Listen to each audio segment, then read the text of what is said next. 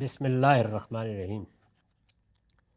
یہ مسند احمد کی ایک طویل روایت ہے جس کا رقم 17,144 ہے۔ اس کا ایک بڑا حصہ ہم پڑھ چکے ہیں۔ روایت کے آخر میں رسالت مآب صلی اللہ علیہ وسلم نے بعض مزید چیزوں کی طرف توجہ دلائی ہے۔ اس میں جو آخری بات کہی گئی تھی اور جس میں نے یہ عرض کیا تھا کہ بہت قابل توجہ چیزیں ہیں، وہ یہ کہ جو نظم بھی دنیا میں ریاست کا قائم ہوتا ہے، یہ پیدا تو انسان کی ضرورت سے ہوا ہے، یعنی کوئی الہی حکم نہیں ہے۔ انسان اس کے بغیر بھی زندگی بسر کرتے رہے ہیں، جنگلوں میں، قبائل میں، یہ ان کی مرضی ہے۔ لیکن جس وقت وہ تمدنی زندگی اختیار کرتے ہیں تو ریاست یا نظم ریاست کی ضرورت پیدا ہو جاتی ہے۔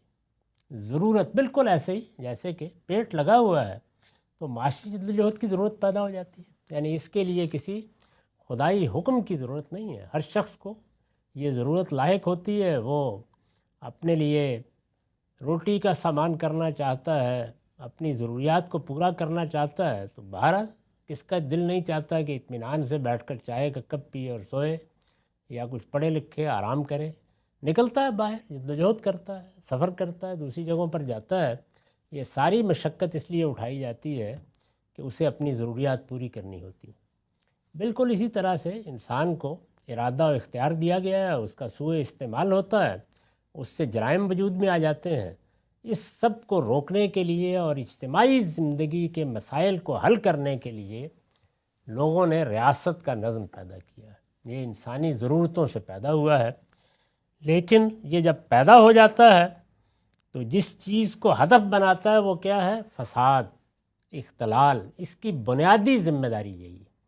یعنی باقی جتنی چیزیں ہیں ان میں سے بہت استحباب کی چیزیں ہیں، یعنی کریں ٹھیک ہے، نہ کریں تب بھی فرق نہیں پڑتا، لیکن امن قائم کرنا، لوگوں کو جرم سے باز رکھنا، لوگوں کو بدامنی سے محفوظ رکھنا، اختلال سے محفوظ رکھنا، سوسائٹی میں نظم قائم رہے اور لوگ اپنے اپنے طریقے پر آزادانہ جدوجہد کر سکیں۔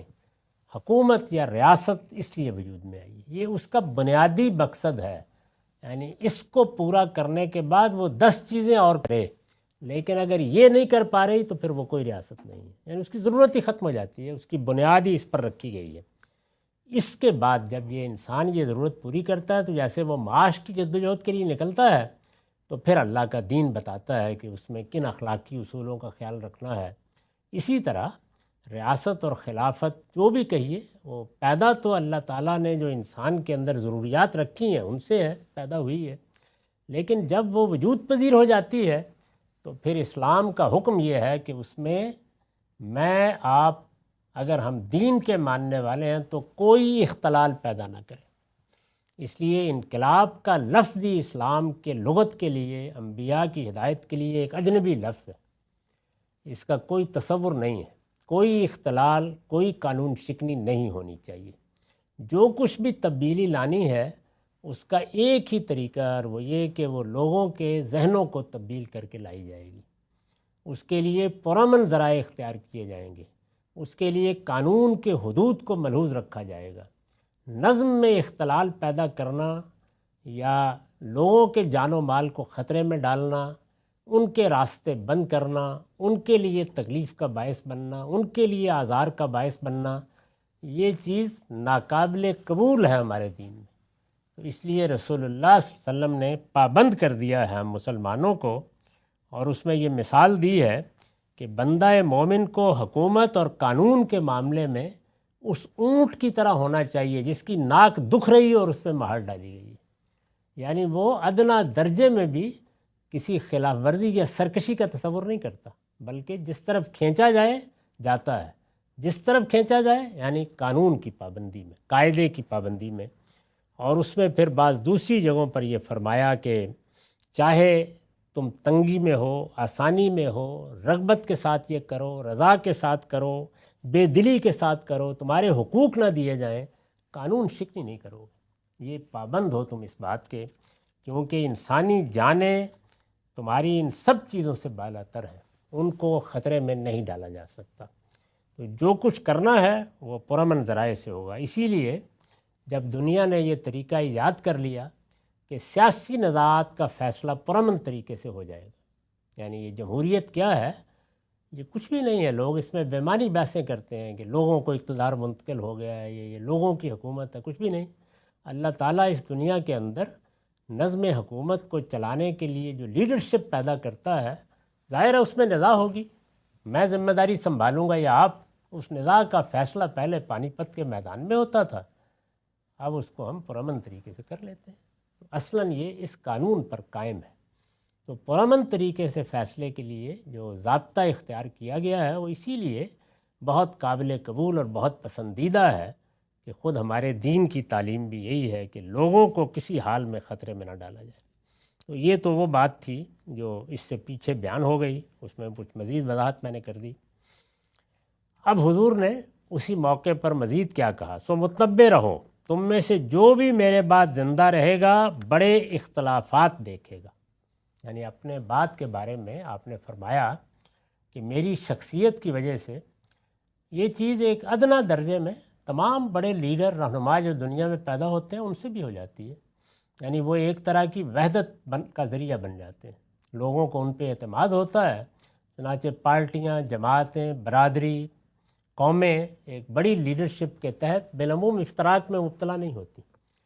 تو رسالت مآب صلی اللہ علیہ وسلم اللہ کا آخری پیغمبر، تو آپ کے زمانے میں تو آپ کی شخصیت نزاعات سے بالاتر کر دیتی تھی سوسائٹی کو، لیکن آپ نے فرمایا کہ میرے بعد اختلافات ہوں گے۔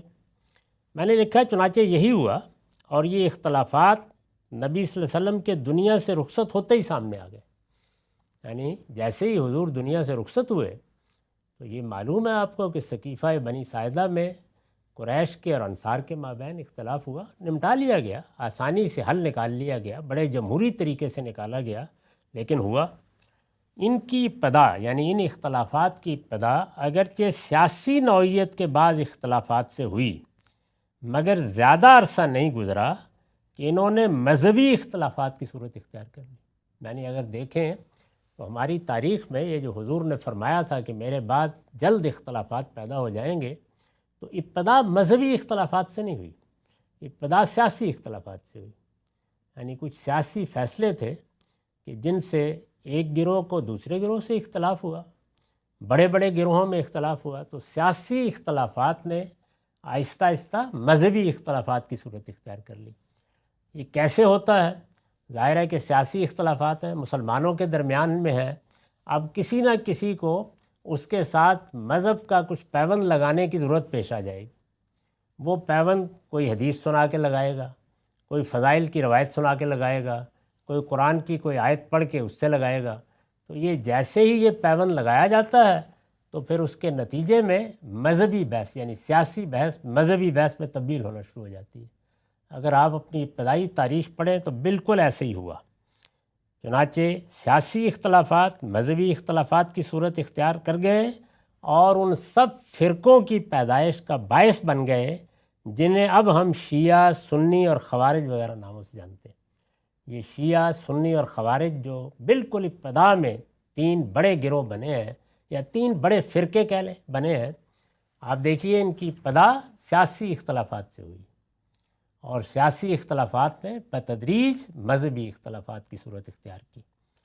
یعنی سیاسی اختلاف پیدا ہوا سب سے پہلے خوارج کے ہاں، سب سے پہلا اختلاف انہوں نے کیا۔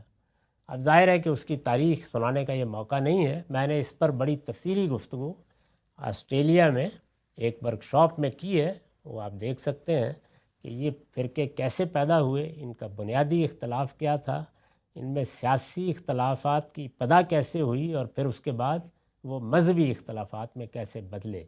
یعنی مسلمانوں کے ہاں جب سیاسی اختلاف پیدا ہوگا تو یا لیڈر آگے بڑھ کے کہیں مذہب کا پیوند لگا دیں گے یا پیروکار لگا دیں گے، اس کے بعد پھر وہ مذہبی اختلاف میں تبدیل ہوتا چلا جاتا ہے۔ تو یہ معاملہ ہوا۔ یہ بڑی اہم روایت ہے، اس میں ابھی اور کچھ بحثیں باقی ہیں، ان کو اگلی کسی نشست میں دیکھیں گے۔ اب وقت ہو گیا۔ اقول قولی ھذا واستغفر اللہ لی ولکم ولسائر المسلمین۔